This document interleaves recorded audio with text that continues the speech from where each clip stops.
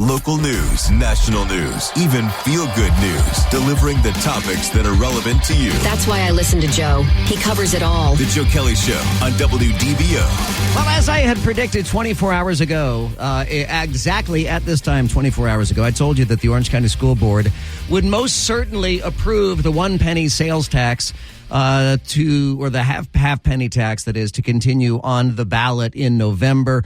That's the first step. The next step is whether or not the citizens of Orange County are going to approve that coming up in November. And during that discussion, a lot of people had said, hey, what about that new downtown development, that new half of $1 billion? It's a $500 million Orlando sports and entertainment district is now going to be built next to the Kia Center.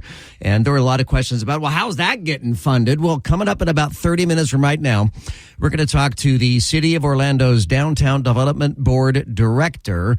And amongst other things, we'll ask him, how is that going to be paid for? But first, words of inspiration from our Commander-in-Chief, President Biden, to a crowd. Earlier today, if you listen carefully, you'll hear him say the word pause, which I'd be willing to bet he wasn't supposed to say the word, simply just pause. Folks, imagine what we can do next. 4 more years. Pause. 4 more years. Pause. 4 more years. 4 more years. 4 more years. Another inspiring speech by the Commander-in-Chief. Damn it, for the last time, anything you put on that prompter, Burgundy will read. We have a Ron Burgundy president, I regret to tell you. In the last hour, we did get an update from the state attorney and from the Kissimmee Police Department about the murder of 13-year-old Madeline Soto. The prime suspect in the case, Stephen Stearns, has now been charged with first-degree murder. And the news conference was only about 4 minutes long, and it was last hour. We didn't want to interrupt Hannity for that, so we bring it to you now. The combined news conference from the state attorney, Andrew Bain, and the Kissimmee Police Chief, Betty Holland. I know the community and the media have been anxious for us to give an update on this case, and this is an opportunity for us to do that. For the last 7 weeks, 7.5 weeks actually, the Kissimmee Police Department and my office have been working closely to go over every piece of evidence that we could gather in this case. It was a voluminous and a lot of evidence to get through during that time, but we were successful in getting through it and making sure that we were able to provide the best case we could. Today we're announcing that Stephen Stearns has been indicted by the grand jury on first-degree murder for the killing of Madeline Soto. We presented the case to the grand jury. They returned an indictment earlier today. There has been some questions as related to the length of investigation. I just want to let you know again that my office and the Kissimmee Police Department have been working vigilantly in making sure that we had every opportunity to get every piece of evidence that we could. I want to thank the Kissimmee Police Department and their tireless efforts. They've done an amazing job in the heavy lift that we've asked them to do, as well as the prosecutors that have been assigned to this case and making sure that we got every piece of evidence reviewed and gathered in this case. While death investigations usually take around 5 to 6 weeks or longer, we were able to get this one done relatively quickly and get the case to the front of the grand jury, like I said earlier today, to return the indictment against Mr. Stephen Stearns. The death penalty in this case, we have not decided to what decision we're going to make in that case. We're going to continue those discussions going forward, and we'll let you know again when we make that decision as to whether we're going to seek the death penalty in this case. I want to thank the grand jury for their hard work and their efforts in making sure that we're making this first step in seeking justice for Madeline Soto, for her family, and so the community can have closure in this case.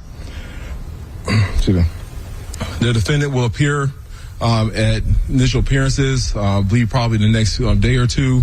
Then the case will proceed down its normal path, and we'll try to keep you abreast of how the case is moving, as well as you probably ask us questions to make sure that we are providing that proper information to keep you abreast of how the case is going down the normal path of the criminal justice system. I'd like now to introduce Chief of Police Betty Holland, and for her to provide comment.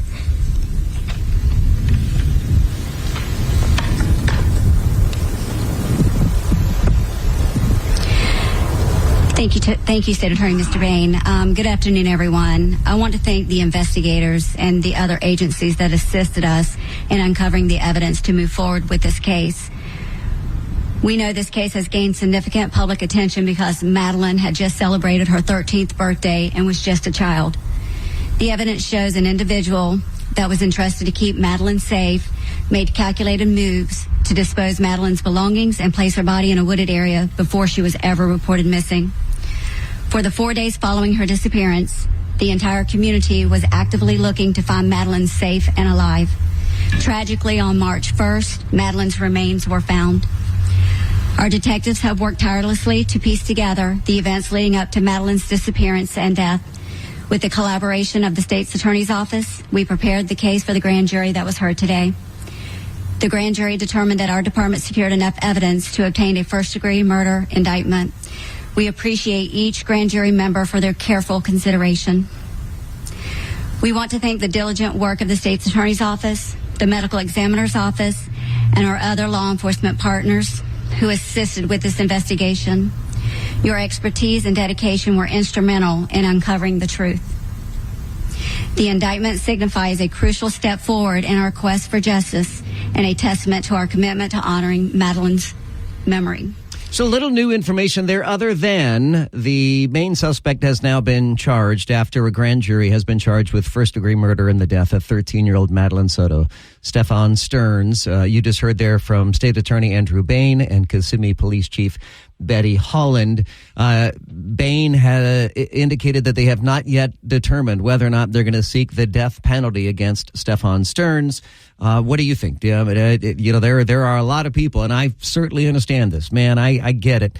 That people who would sexually assault and particularly murder a child is worthy of the death penalty. And to that, I would agree. And if somebody is worthy of the death penalty, that would seemingly be it. But for anybody who's listened to the show before knows my position on the death penalty, I think the death penalty is letting someone off easy. I think that is the easy way out. I feel like spending 20, 30, 40 years behind bars and then dying is a greater punishment than giving someone the easy way out. So my opposition to the death penalty is not out of some sort of liberal bleeding heart kind of thing. It's quite the opposite. I've got a heart of stone when it comes to this. And I just think that letting someone die is giving someone the easy way out. Now, I know people generally have two concerns about something like that. One is, what if they get out, on early release? If someone is eligible for the death penalty, if there is even a discussion that they're eligible for the death penalty, I think they should be life in prison is the only alternative. Life in prison without the possibility of parole. And then the second argument people will make is, well, why should we pay to house them and give them 3 hots and a cot? Why should we pay for that? Because of the complexities of death penalty cases. Because death penalty cases have a higher burden of proof. Because death penalty cases have automatic appeals processes, because death penalty cases take decades sometimes to get all the way to the death chamber. It actually is more economical to lock them in jail for the rest of their lives than it is to prosecute somebody for a death penalty case. You don't have to take my word for it. You can do some quick research. Look it up online. There's plenty of data out there. It is cheaper to throw someone in jail and give them 3 food loaves a day, 1 hour of sunlight a day, and leave them there to rot. That is the true punishment. I know that if it was, I can just tell you if it was me behind bars, and I knew that I was facing either the death penalty or life behind bars, I would say stick the needle in right now. Right now. That's the easy way out, and I'm not in favor of giving them the easy way out. I'm not in favor of giving Stefan Stearns the easy way out. 844-580-WDBO. It's 844-580-9326. You can use the open mic in the WDBO app. Coming up, 5:35, we're going to talk to the dude that's in charge of downtown redevelopment and downtown the Community Development Board about the new development that's coming just next to the Kia Center. We'll get an update on that. I got to tell you, I'm a little excited about it. Curious to hear how they're going to get it paid for. That'll be coming up at about 5:35. Next, all the stories you missed while you're at work today. Stay with us here on The Joe Kelley Show. Red alert from the WDBO Triple Team Traffic Center. Yeah, Joe Kelley, I don't know if you're going to want to chime in on this, but they have just now completely shut down every lane of I-4. They're forcing all traffic off at 434. I can give you a little bit of a look here just to show you in the chat room what it looks like. But I-4 is completely closed right now. Now, I hate forcing to all traffic off. I hate to speculate on this. You know as well as I do that closing down a stretch of road for a very, very long period of time is something that they do when there's a fatality. That is most likely the situation, especially when we saw all of the video, all of the cameras pointing to the medical crews, the fire crews. Then they have... Well, and the early reports, Paul, said that the SUV or the Humvee that rolled over onto a service member. And they had to be extricated terrible from underneath the rolled over SUV. Okay, well, I see that they put the Humvee now on all 4 tires. Yeah. So they had to lift it up and over, so maybe it rested, it laid down on that service member. All I know, and I'm still looking now through the archives here to find out whether or not it was a fatality. But anytime there's police involved, military involved, or a fatality, they are going to shut down the roadway like this so they could do a complete investigation. So again, if you are on I-4 eastbound from downtown heading up toward Volusia County, Lake Mary, they're going to force you off in Longwood on 434. You're forced off there, which gives you 2 routes basically. That is Markham Woods Road or all the way down to 1792 to head northbound. You can also take a few other lefts to get up toward Lake Mary. But again, this is a really bad situation, especially for this time of the day. Just plan accordingly, and I'll keep you updated as often as I can. This report sponsored by Smoky Bones. You'll love Smoky Bones' delicious new Bones Bar Bites menu with wings, burgers, and more starting at just $5 when you dine in at the bar. So stop on in anytime and dig in. From the WDBO Traffic Center, I'm Paul Cross. This is WDBO 107.3 FM and AM 580, Orlando's news and talk. Cash in on our 100th anniversary with the WDBO Payroll Payout. Your next chance at $1,000 happens tomorrow at 8 a.m. Listen for the keyword and then tap the Payroll Payout button in the WDBO app. It's our way of saying thank you for 100 incredible years. Stepping out of the office elevator and enter today's top stories. Here's what you missed while you were at work. President Biden signs the $95 billion aid package that will provide assistance to Ukraine and Israel, ending months of congressional negotiations and debate. Business groups sue to block a Federal Trade Commission ban on the use of no-compete agreements. Boo! Business groups. 3 injured soldiers. Get this. 3 soldiers in the UK are injured in non-life-threatening conditions, and some horses were also injured that bolted through central London. The horses are bloodied. They're just blood-soaked horses. You can see it now in the WDBO app. Hamas releases a proof-of-life video of an American-Israeli hostage named Hirsch Goldberg Poland, the first proof that he survived after being badly wounded on October 7th. I'm told that in the video you can see that he was missing a hand. A Democrat, New Jersey Congressman Donald Payne Jr. has died at the age of 65 after suffering health issues issues earlier this month. I know it is callous to say this, but they will certainly be looking at the balance of power in the U.S. House. It is already so close as it is anyway. For a Democrat congressman to die, that's going to open up that seat. Former President Trump, Rudy Giuliani, and Mark Meadows are now unindicted co-conspirators in the Michigan Attorney General's case against the state's so-called fake electors in the 2020 election. The U.S. secretly delivered long-range missiles to Ukraine earlier this month that the Biden administration had previously refused to send. The Arizona House votes Wednesday to repeal a Civil War-era ban on nearly all abortions that were set to take effect as early as June 8th. The measure now heads to the state Senate, which could grant final passage next week. 844-580-WDBO. You're listening to The Joe Kelley Show. Let's go to the phones here where Stephanie is checking in from Orlando. Hi, Stephanie. How are you? Hi, Joe. Good afternoon. Good afternoon. I just wanted to make a comment on that killer that killed that poor girl. It doesn't really matter whether he gets life in prison or the death row because he won't make it to either or. They have their own sense of justice in jails. So they do. They do. Right? They do. I mean, they absolutely do. It's a curious thing that prison inmates, a lot of them have daughters and wives and mothers, and crimes against children and crimes against women. People don't fare well in most Gen Pop scenarios.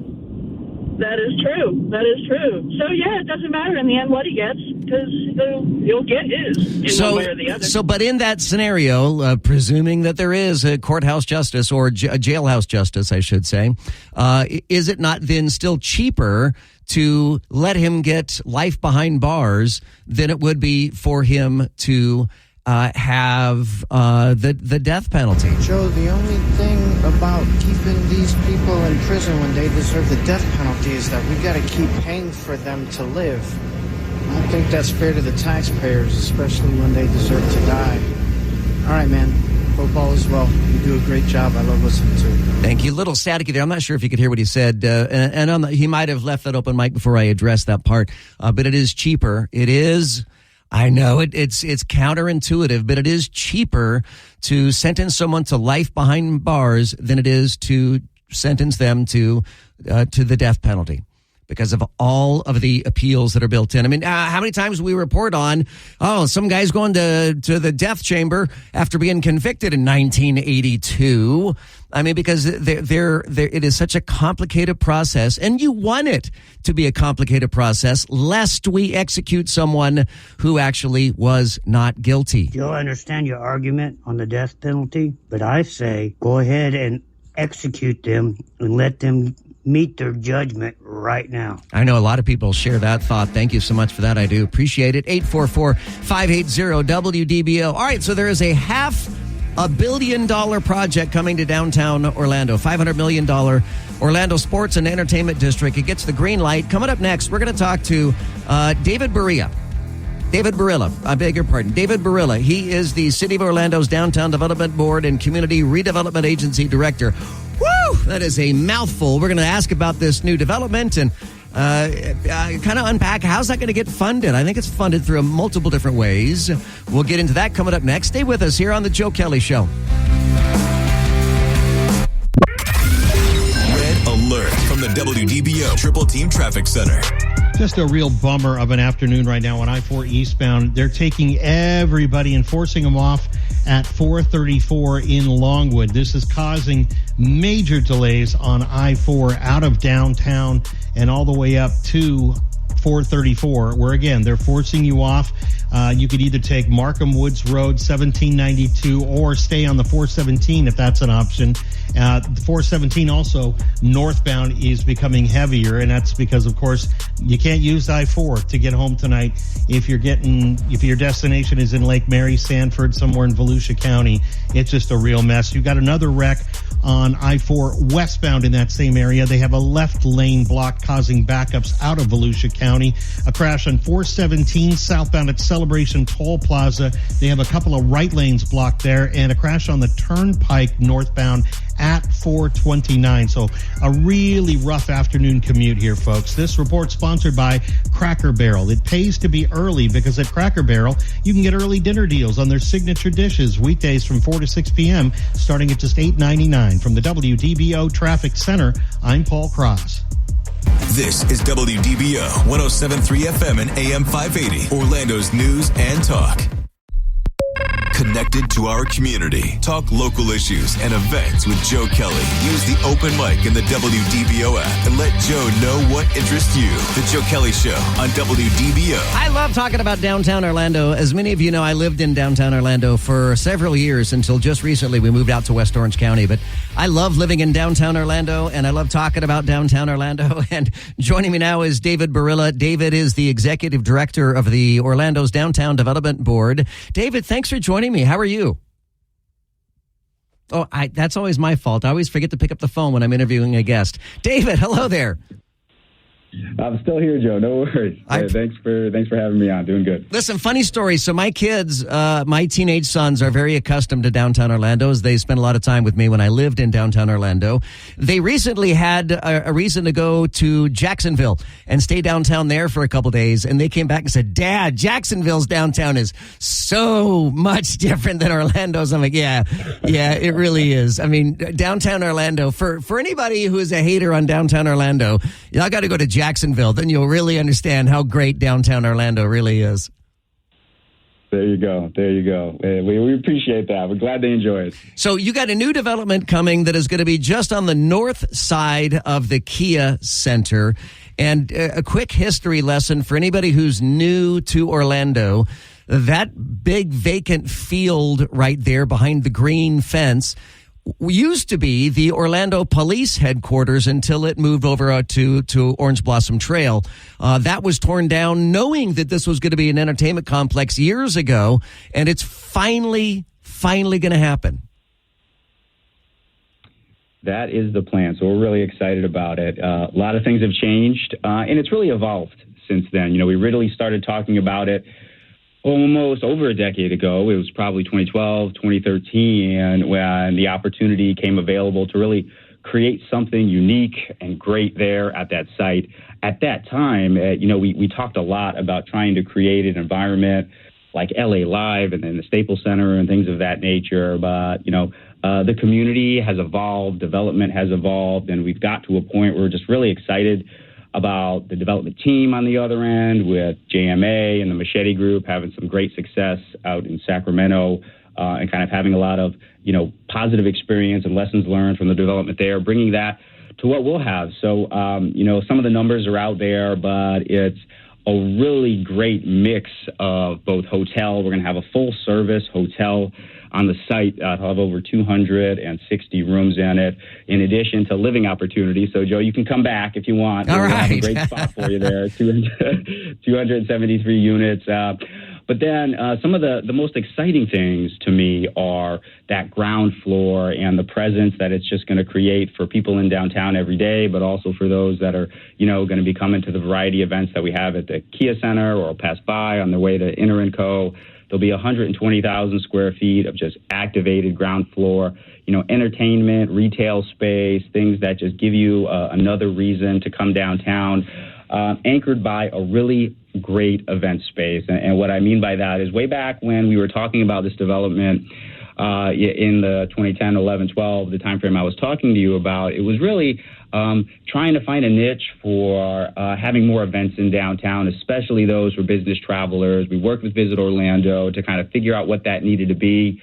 That was a space that could host events of 1,000 people with that quality hotel nearby. And now it's all that and more because they found a way to do that in kind of a multi-use, multi-form arena so we can even get more of an economic impact. So we'll have things going on during the day, at night and everything in between. The Magic are still bringing their offices there, so we'll have a 300,000 square foot office building. So it's a real exciting opportunity, and we're excited to finally bring it to fruition. Now, all of that sounds terribly exciting, but I know my listeners. That's my job, is to know my listeners. And for a lot of my listeners, their eyes were glossing over that. They just want to know how it's going to be paid for and who's paying for it. And from my understanding is it's going to be paid for in a variety of different ways. That's right. So it's a kind of a multifaceted approach, ultimately coming together to how the building can ultimately pencil out and we can make it come to fruition. So first of which is the developer themselves. So, this is a $500 million investment on behalf of the development team. It's a private development, and it will continue to be that. What we also were able to bring to the table was an investment in that event space, in that meeting space. When the development was originally envisioned, as I said, over 10 years ago, there was an investment of $1.7 million on behalf of the Community Redevelopment Agency in order to kind of partner in that and kind of bridge the gap in making something like that feasible. That has just been basically updated. Construction costs are vastly different than they were before. So there's a $2.5 million investment when that is complete that we'll be able to put into the site. For that, we'll be able to utilize that space 10 times per year. But in addition to that, which is new, is a $40 million tax increment rebate, which is basically just giving that project back a portion of the tax revenues that it individually generates. So it's not using tax revenues from any other areas of downtown or the city. It's specifically new tax revenues that would be generated from that site. So if it was to be vacant, another 5 years from now, there are tax revenues we would not have but for their development. So they would basically get 100% of those revenues for 4 years. After that, that would drop down to it would drop down specifically to 80% until they reached a cap of $40 million. We are talking about downtown development, downtown Orlando development, with the executive director of Orlando's Downtown Development Board, that is David Barilla. And David, how important is it?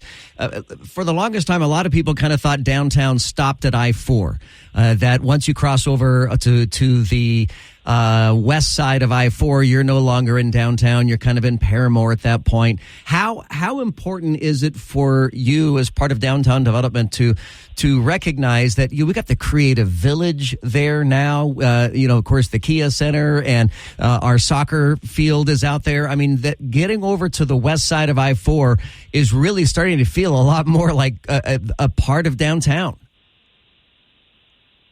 So it's absolutely essential, Joe, when you think about really building that sports, that arts and entertainment corridor from all the way down to Camping World, bringing that into where Inter & Co., the Kia Center, now West Court, they released a new name for the sports entertainment development today.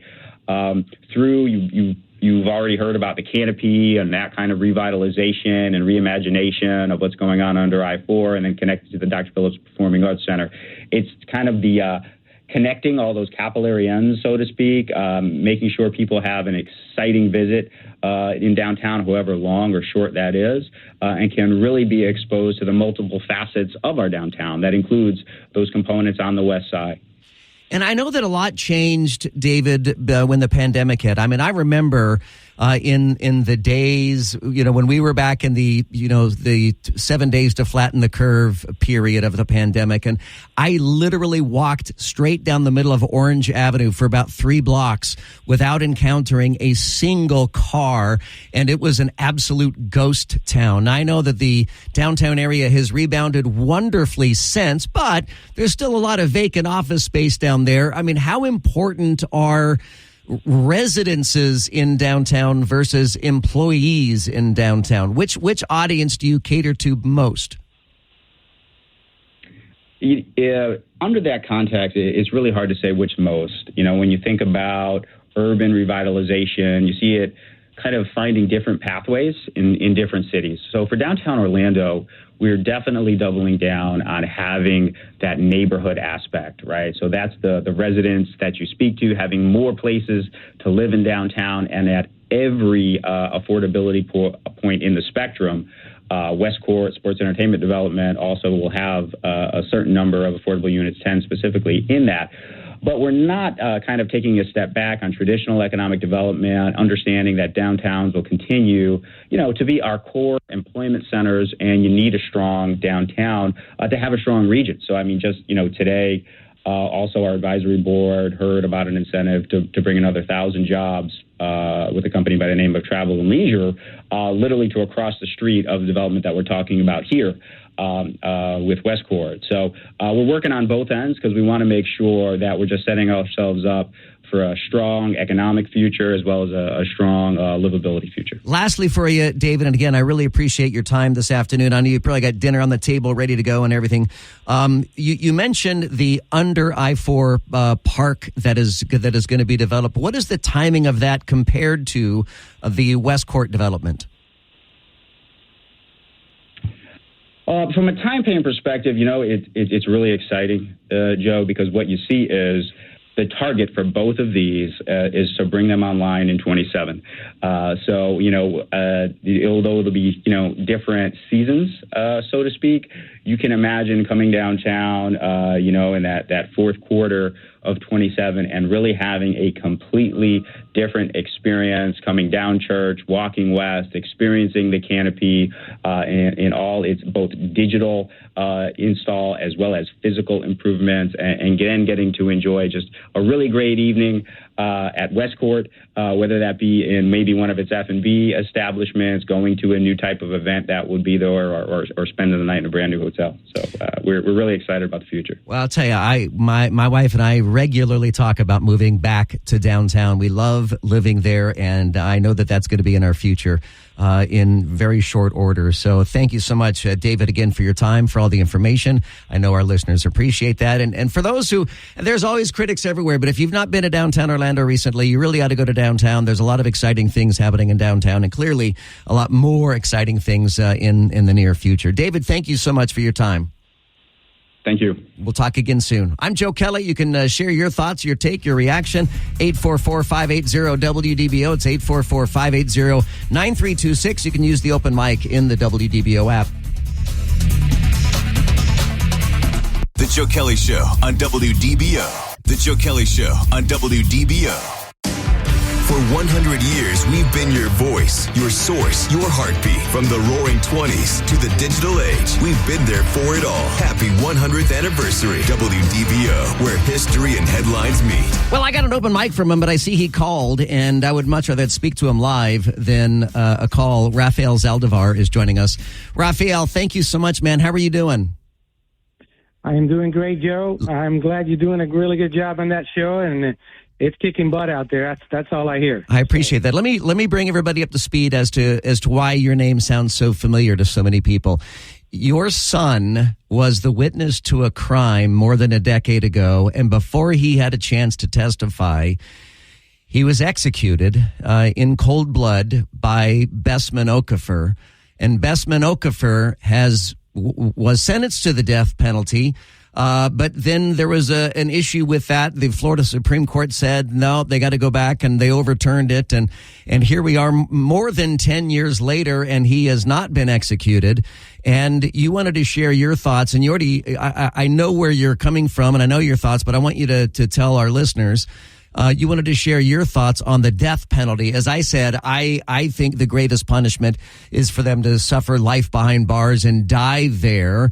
But certainly you are much closer to this than I hope I ever am.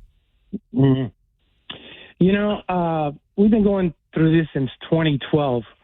And actually, he was only on death row for about 4 years. And of course, it was the previous governor, and they changed it, and they always tinker with it, and it makes life miserable for everybody. And then they changed the law again after the Parkland kid didn't get the death penalty. So DeSantis changed the law again. So here we are. We had COVID, and we had Hermes Ayala, who didn't want to apply the death penalty to Bessman Okafor. So we had to go through all that, that's been our problem.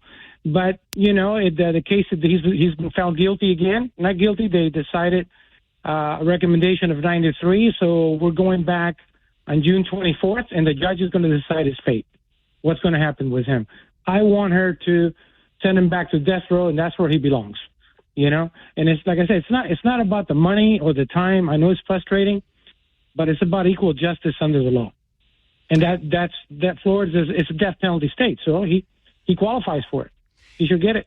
And I know that this has been this has been a very unique case. And I remember reporting on this more than a decade ago. And every time I had to say the name Bessman Okafor, I thought to myself, I hope that is the last time I ever have to say that person's name. But this has been, to call it a roller coaster ride is an understatement, because there have been so many twists and turns in this particular case. I cannot imagine how your family holds up. Well, they're doing good. I mean, the only problem we have now that all his nieces and nephews, well, guess what? Now they're 15 and 16 years old. Now they go there and they Google. They know exactly what happened to their cousin. And it's really sad to see them sometimes. When we talk about them, they break down in tears. And it's awful. So this guy, he scarred our entire family for life, because he thought his life was worthier than Alex's life. We just got through the Spencer hearing. He couldn't take the Spencer hearing. He walked out of the courtroom. They had to take him back down because he didn't want to listen to me. And they have those rights. They can waive their appearance. They have those rights. He doesn't have to be there. Not even for the death penalty sentencing. He doesn't have to be there. Imagine that. I can't imagine, Raphael, how frustrating that must be. And certainly to that end, just having him off the face of the planet would certainly serve your family better. Absolutely. I want him in the box. He's there 23 hours a day. He hates it. Yet it's like being locked up in your bathroom. He could, still have another 20 years on death row, though, right? The average, I believe, in Florida is 15 years. But, he could die of natural causes, Yeah. So, that can happen as well. But it's okay. I told the judge 2 days ago that I'm really ready for another round if we have to. Raphael, and they come back again. So listen, God bless you and your family, and my prayers are with you. I know a lot of our listeners are praying for you and your family through what is a continuingly difficult time for you. Thank you so much for checking in, man. I appreciate it. You're most welcome. Have a good day. You too, buddy. It's 5:59 now. You're listening to The Joe Kelley Show. The Joe Kelley Show on WDBO. Red alert from the WDBO Triple Team Traffic Center. Yep, what an afternoon it's been. It continues to be red alert area. I-4 is just completely shut down.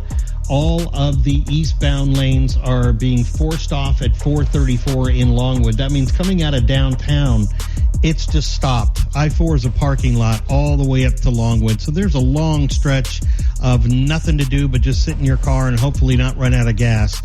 They have one Humvee that is part of this caravan, this military caravan that rolled over, and they have that one still in the grass area. The other 3 or 4 vehicles in the caravan are there on the right shoulder. But apparently we did have some injuries involved, and since it's military or police, they do have the investigation going on. So all the lanes are currently shut down, and we hope everything turns out for the best. ProTech Air Conditioning and Plumbing Service for honesty, integrity, and 100% customer satisfaction. Call ProTech 407-502-6263 or visit protechac.com. From the WDBO Traffic Center, I'm Paul Cross. This is WDBO 107.3 FM and AM 580, Orlando's news and talk.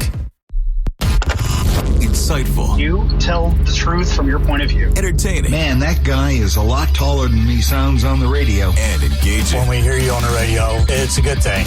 The Joe Kelley Show on WDBO. Oh, my goodness. It's time to stop and get milk and bread on the way home tonight. The first tropical disturbance of the 2024 Atlantic hurricane season forms. Milk and bread. We got to get milk and bread. Milk and bread. And don't get the milk, by the way, because it's got bird flu in it. So, bread! Just bread! Have you seen the... It always amazes me at how empty the water aisle is. Yeah. It's completely empty. Well, it's been empty since the pandemic because of supply chain issues.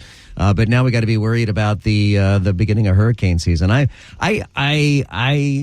not that we should predict anything based upon Joe Kelley's meteorological gut, but my gut tells me that we're not going to like this hurricane season. And I don't like my gut telling me that. So hopefully my gut is wrong. Maybe it's just a tumor. Who knows? You and Colorado State. So yeah, right. It's not a tumor. It's not a tumor. All right. So the CEO of TikTok released a 2-minute statement today in which he says, "To hell with Joe Biden. We're going to do TikTok anyway." Well, it's not an exact quote. It was more like this. Hi, everyone. is shown here. As you may have heard, Congress passed a bill that the president signed into law that is designed to ban TikTok in the United States. That will take TikTok away from you and 170 million Americans who find community and connection on our platform. Make no mistake, this is a ban on TikTok and a ban on you and your voice. Politicians may say otherwise, but don't get confused. Many who sponsored the bill admit a TikTok ban is the ultimate goal. It's obviously a disappointing moment, but it does not need to be a defining one. It's actually ironic because the freedom of expression on TikTok reflects the same American values that make the United States a beacon of freedom. TikTok gives everyday Americans a powerful way to be seen and heard, and that's why so many people have made TikTok part of their daily lives. Rest assured, we aren't going anywhere. We are confident and we will keep fighting for your rights in the courts. The facts and the Constitution are on our side, and we expect to prevail again. Our community is filled with people who have found acceptance and compassion, offered inspiration and encouragement, increased their awareness, and brought into perspectives, ultimately adding more delight and joy to their lives. Our community is also filled with 7 million business owners who have built their livelihoods on TikTok. While we make our case in court, you'll still be able to enjoy TikTok like you always have. In fact, if you have a story about how TikTok impacts your life, we'll love for you to share it to showcase exactly what we're fighting for. Meanwhile, we will continue to invest and innovate to keep our community vibrant, exciting, and safe. Through our U.S. data security efforts, we have built safeguards that no other peer company has made. We have invested billions of dollars to secure your data and keep our platform free from outside manipulation. I can't say this enough. This extraordinary diverse community is what makes TikTok so special, what makes it matter, and what makes it meaningful. And we'll keep working to ensure you will always have the opportunity, the safety, and the freedom to enjoy all TikTok has to offer. Thank you. All right, so there's the CEO of TikTok. What do you guys think? Are you in favor of TikTok being banned or not in favor of TikTok being banned? 844-580-WDBO. You can use the open mic in the WDBO app. As my colleagues here know, I am a bit of a TikTok celebrity. I'm kind of a big deal on TikTok, like a lot of people. I don't talk about it very often because to me it's just a separate platform. I mean, I don't mention very often that I'm on Facebook or Instagram or X or any other social media platform. But I've been on, I will tell you that I am OG TikTok. I was on TikTok before it was TikTok. Does anybody remember what TikTok was called before it was TikTok? Greg Rhodes, you're shaking your head yes? Musically. It was Musically, MUSIC.LY. So we have Musically. dance videos and singing videos of Joe Kelley on the internet somewhere. There most certainly are. Yes, because my then very young children were like, Dad, we got to do these dance videos. And then eventually became, Dad, stop doing these dance videos with us. Did you do the Carly Rae Jepsen, Call Me Maybe trend? I don't remember if we did that or not, but we did that. I did it with the kids. And look, let's just compartmentalize for a second. Put China, put communist China aside for just a second. Put a potentially dangerous algorithm aside for just a second. Put data gathering aside for just a second. Compartmentalize, okay? TikTok is a blast. Making TikTok videos are a lot of fun. Watching TikTok videos can be a lot of fun. The algorithm is certainly addictive. You can spend hours on TikTok videos. I will say that I have achieved so much success on TikTok that I am an official TikTok creator. So I get paid to create TikTok videos. My TikTok videos are monetized. I have TikTok videos that have millions of views and likes and comments.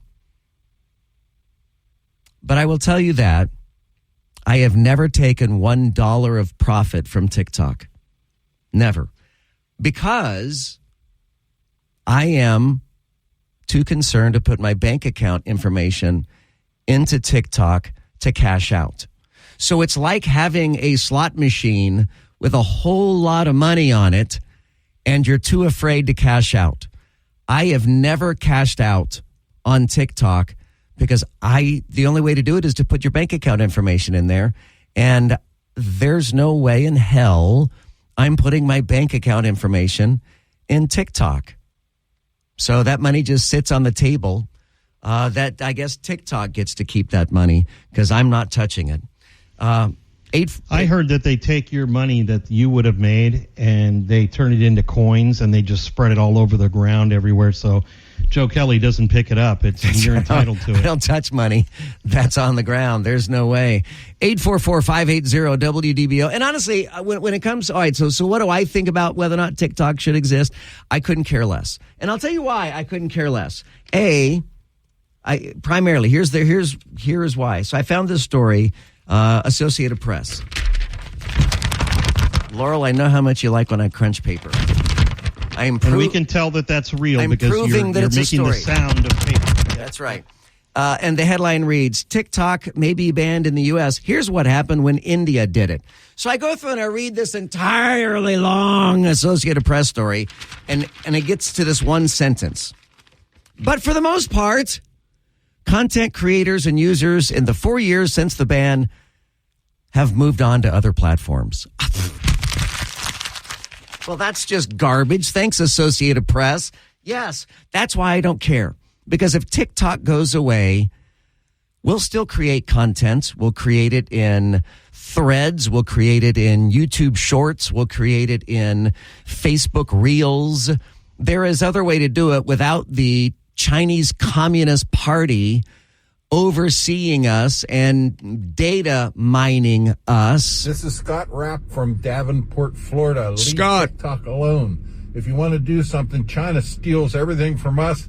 Steal their algorithms. Make our own version of TikTok. Nothing we got here in the States is as good. Facebook isn't as good. Instagram isn't as good. I'm an old man. Leave my joy alone. If you want to do something, make our own version here in the United States, and TikTok will wither and die. Thank you. I love it. The old guy says, get your damn dirty hands off my TikTok. 844-580-WDBO. Roger is in Orlando. What's up, Roger? Hey, I think that it's ridiculous that China is appealing to the democratic opinion in order to save TikTok under their control. This is so blatantly asinine to anyone that knows what communism represents and what democracy represents. It's ridiculous. Now, even in the American companies like Facebook, we have our own overlords, our own deep state that are trying to manipulate us. So, but I think the Communist Party is just a little bit more evil. I would agree with you. That's what I would have. Absolutely so, Roger. Thank you so much, man. I appreciate that. 844-580-WDBO. Hit me up in the open mic in the WDBO app to tick or to talk. Let us know right now on the Joe Kelley Show on WDBO. The Joe Kelley Show on WDBO. Red alert from the WDBO Triple Team Traffic Center. Well, it has been an afternoon, and it continues to be an afternoon. I-4 eastbound, every bit of traffic being forced off at 434 in Longwood. This is because of an earlier wreck with a military Humvee that rolled over. They just drove that Humvee out of the left or the right shoulder, out of the grass, and onto the back of a towing truck vehicle. So they just moved it right up there. They're going to take it away here momentarily. So it looks like the preliminary investigation has been completed. No telling how long it's going to be before they open I-4 back up again. But as of right now, you're out of luck. It is still shut down again, taking everyone off at 434. And you could take Markham Woods, 1792, or 417. Those three are also getting very crowded because of this. ProTech Air Conditioning and Plumbing Service for honesty, integrity, and 100% customer satisfaction. Call ProTech, 407-502-6263, or visit ProTechAC.com. From the WDBO Traffic Center, I'm Paul Cross. The Joe Kelley Show on WDBO. Breaking news to lively debates, covering the issues that matter to you. I make it a point to listen to Joe Kelley when I need to fully understand what's happening in the news. Now, the Joe Kelley Show on Orlando's News and Talk, WDBO. Joe, I got to tell you, I'm a former IT executive at one of Orlando's largest employers. We banned TikTok about 4 years ago from all company devices then. There are things that it can do without you ever even opening the app, like turn on your microphone or turn on your camera. So it's a bad thing. I wouldn't mess with it. Get rid of it. Good information. Thank you very much. It's the Joe Kelley Show on WDBO. You can join us at 844-580-WDBO. Use the open mic in the WDBO app. We, to the best of my knowledge, are not tracking you in the WDBO app. I don't think we're tracking you, and I don't think that we have the ability to turn on your camera or your microphone using the WDBO app. I don't think so. Gosh, I hope not. Let's go to Castleberry. John, you're on the Joe Kelley Show. Hi, John. Excuse me. Good afternoon. Hi. You guys, you just made me laugh. I know your radio station cannot tell me to turn my microphone or my camera on. You just made me hysterical laughing. But yeah, me, I'm 67 years old, and I play with TikTok. I love it. It's a fun thing. It's fun. And I'm like you. I've been all over, everywhere.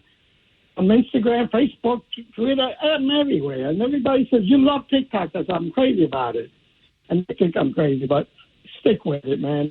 There's enough going on around the world here learning about TikTok.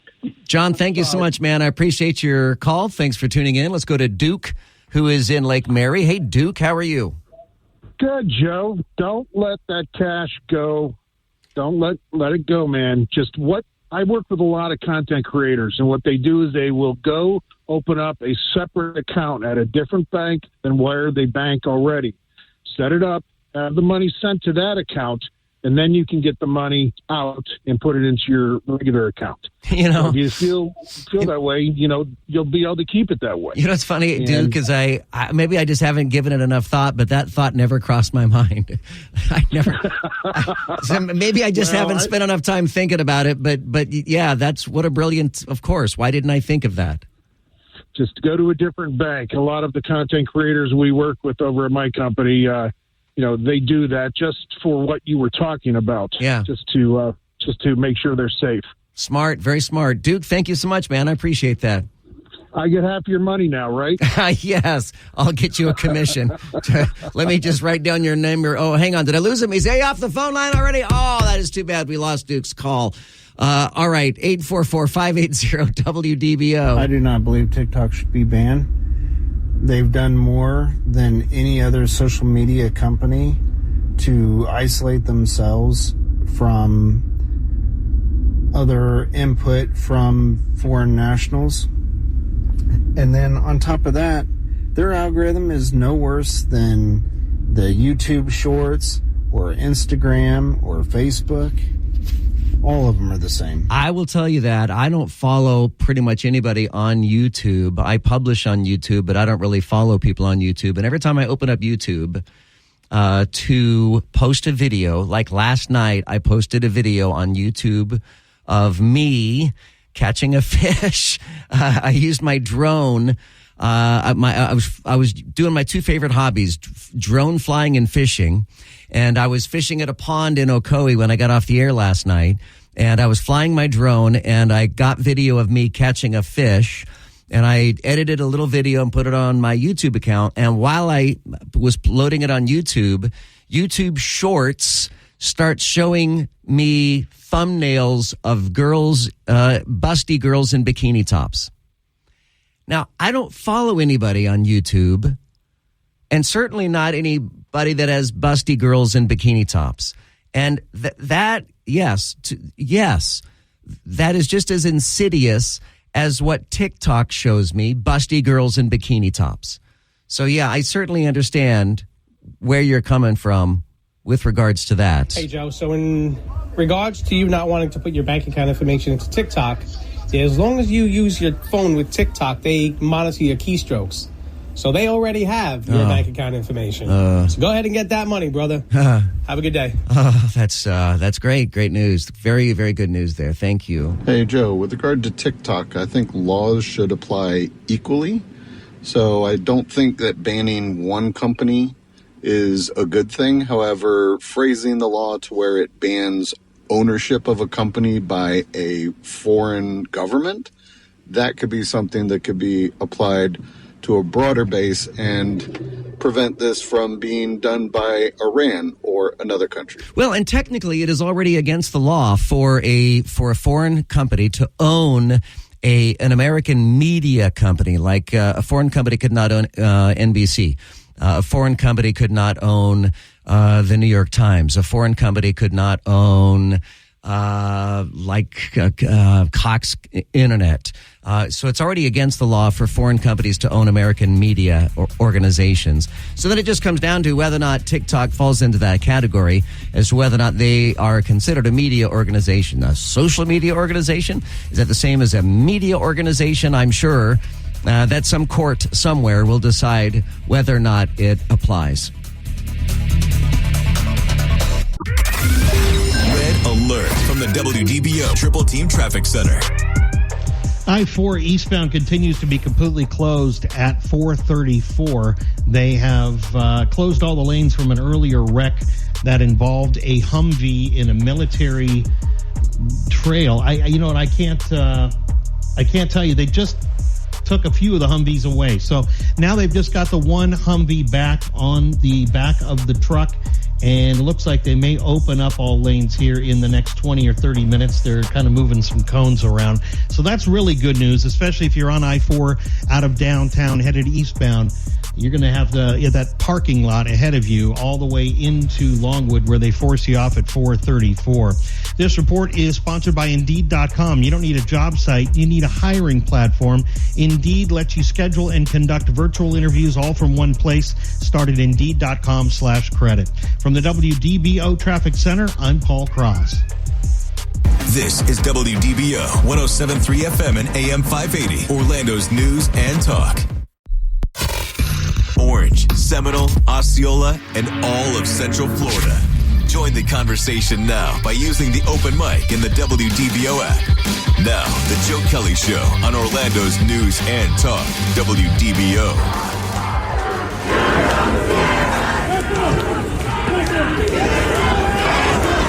Protests on the campus of the University of Texas in Austin. The protesters are saying, "You don't scare us," to the cops that are trying to herd them together and make them go away. As I look across the country, I'm just blown away. I'm gobsmacked at what's taking place. Doesn't anyone notice this? I feel like I'm taking crazy pills. The amount of protesters for pro-Palestinian, pro-Hamas, anti-Israeli, anti-Semitic. These are state troopers. They're saying, move back, move back. They're pushing back students at the University of Texas. It's not just, obviously, it's not, we've got the Ivy League universities, but it's not just the Ivy League now. It has spread to the south. They're doing it in Texas. University of Southern California, no surprise there. Those are protesters in California. And it's not exclusive to the United States. Here's a university in Paris.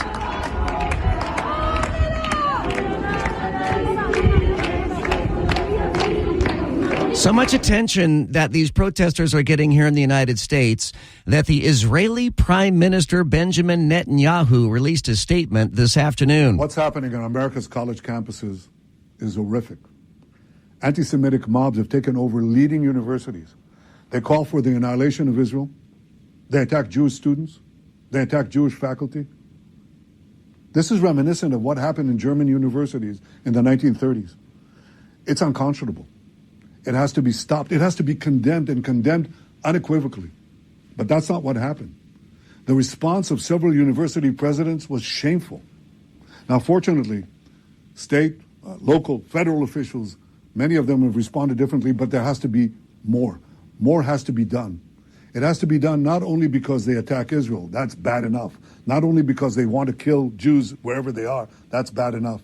It's also, when you listen to them, it's also because they say not only death to Israel, death to the Jews, but death to America. And this tells us that there's an anti-Semitic surge here that has terrible consequences.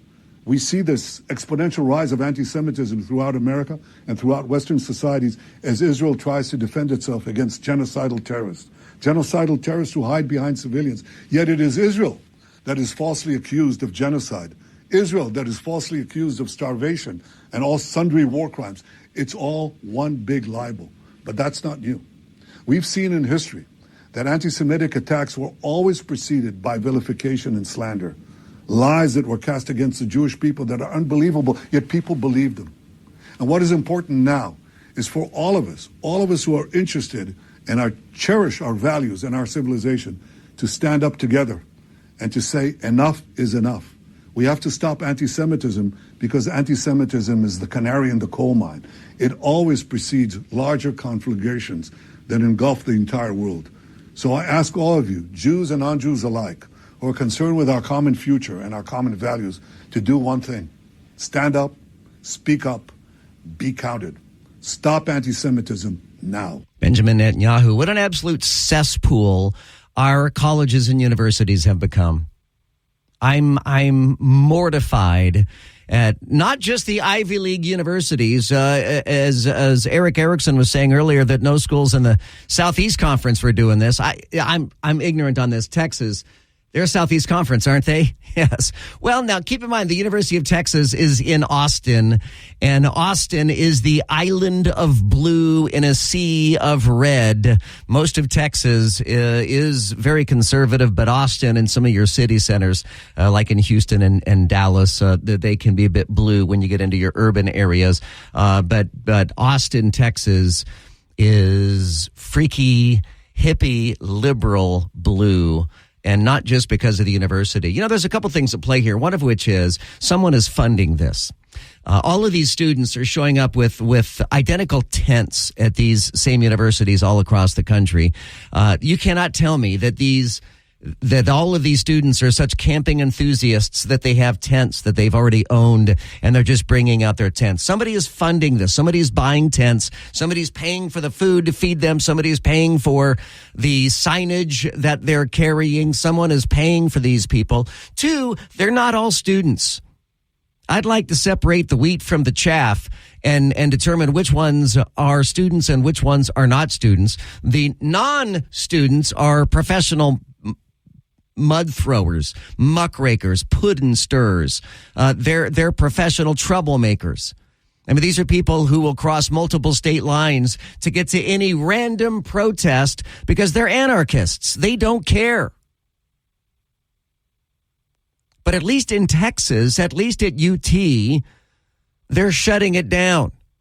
Where at Columbia, they're negotiating. What is to negotiate?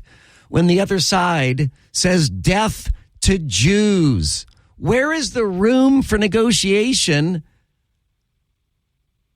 when the side you're negotiating with says death to Jews? There cannot be a negotiation. They can simply be a crackdown. Expel them from school. Arrest them for terroristic threats. It is absolutely insane what is taking place on our college campuses right now. And man, I've got one child in college and two more on the way. And this is a frightening time. It's a frightening time for kids on college campuses.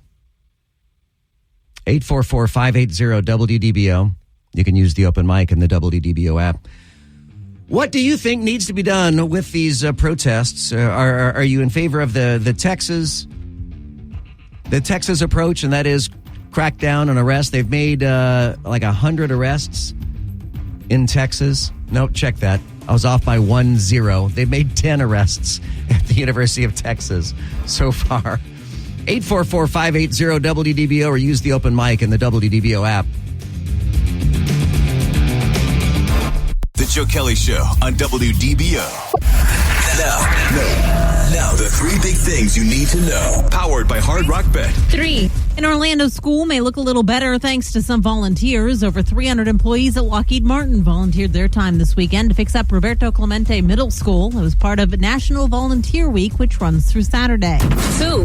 One person is displaced after a fire in Orange County. It started last night on Terry Brook Drive. Fire rescue says there was a fire active on both floors of the home. One person was transported to the hospital for smoke inhalation. 1. A nationwide health alert has been issued for certain ground beef products that have a potential risk for E. coli. The USDA said 5 and 10-pound beef patties and chubs from Greater Omaha with a freeze-by date of April 22nd may have a strain of E. coli that is known to cause severe intestinal infections in humans.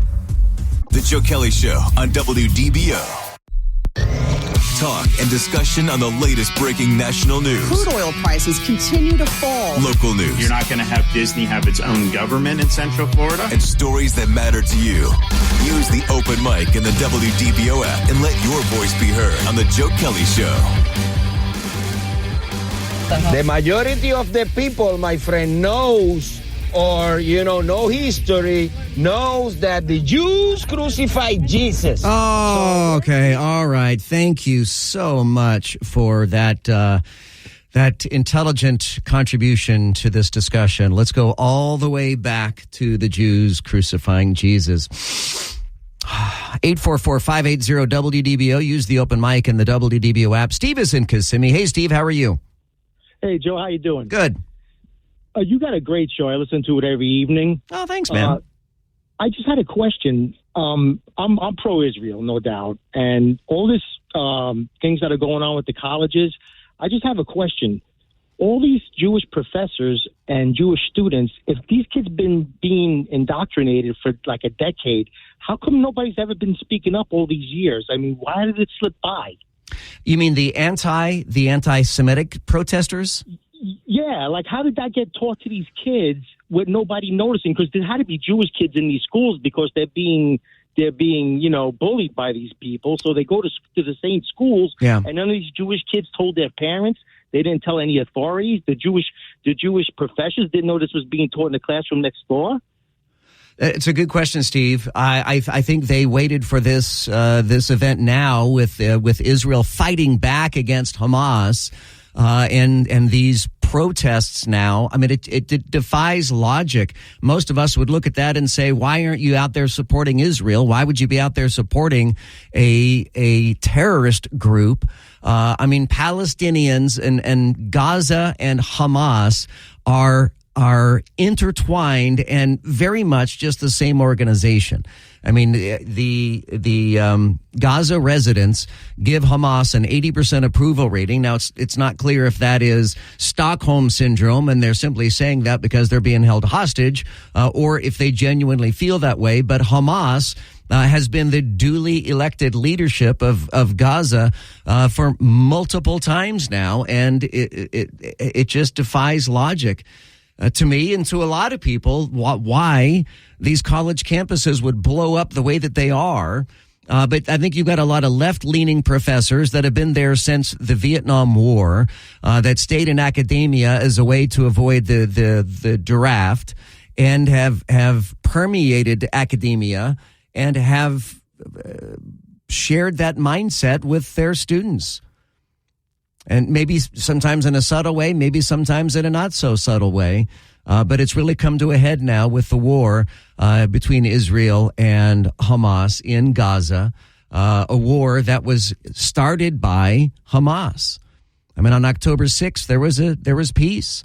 October 7th, the peace was shattered by Hamas. There's no other way to look at it. I got to tell you, and if I'm being really honest with you, I am so hungry right now. What are you guys having for dinner? So we make these pre-made crock pot meals at home. And we do too. Yeah, so we meal prep every month. I say we, my wife does. Yeah. And we're having beef dip sandwiches tonight.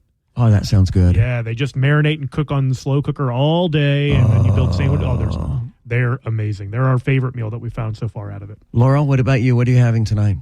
My husband had to go into the office today, and that's all the way in Tampa, so I have a feeling I'm just warming up whatever's in the fridge. Paul Cross, do you have any idea?